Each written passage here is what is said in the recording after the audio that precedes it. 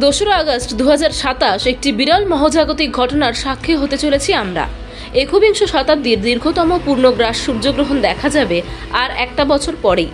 সংবাদ মাধ্যমের প্রতিবেদন অনুযায়ী এটি 1991 থেকে 2114 সালের মধ্যে ভূমি থেকে দৃশ্যমান দীর্ঘতম পূর্ণগ্রাস সূর্যগ্রহণের মধ্যে একটি হবে, যা পৃথিবীর বিভিন্ন অঞ্চলে আলোড়ন তুলবে।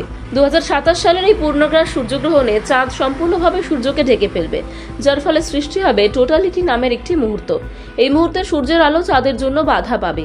টোটালিটির একটি রেখা ধীরে ধীরে বিশ্ব জুড়ে সরে যাবে দিনের আকাশে, ফলে কিছুক্ষণের জন্য নেমে আসবে ঘন অন্ধকার, যা স্থায়ী হবে প্রায় মিনিট 5-এরও বেশি সময়। রয়্যাল মিউজিয়ামস গ্রিনউইচের সিনিয়র জ্যোতির্বিজ্ঞানী গ্রেগ ব্রাউন জানিয়েছেন, এই গ্রহণটি ব্যতিক্রমী দীর্ঘ হবে এবং 1991 সাল থেকে 2114 সালের মধ্যে ভূমি থেকে দৃশ্যমান সূর্যগ্রহণগুলির মধ্যে এটি অন্যতম দীর্ঘ। সাধারণত পূর্ণগ্রাস গ্রহণ কয়েক সেকেন্ড থেকে 7.5 মিনিট পর্যন্ত স্থায়ী হয়, যার দৈর্ঘ্য নির্ভর করে চাঁদ এবং সূর্যের আপাত আকারের তারতম্যের ওপর। কারণ চাঁদ পৃথিবীর চারপাশে এবং পৃথিবীর সূর্যের চারপাশে কক্ষপথের পৃথিবী থেকে তাদের দূরত্ব সামান্য পরিবর্তিত হয়, কিন্তু একবার ঠিক 6 মিনিট 23 সেকেন্ড পর্যন্ত স্থায়ী হবে এই পূর্ণগ্রাস চন্দ্রগ্রহণ।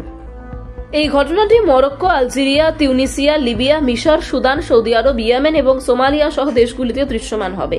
এই অঞ্চলগুলোতে বসবাসকারী প্রায় 89 মিলিয়ন মানুষ সরাসরি এই চমকপ্রদ ঘটনা প্রত্যক্ষ করতে পাবে। তবে দুঃখজনকভাবে ভারত থেকে এই সূর্যগ্রহণ দেখা যাবে না।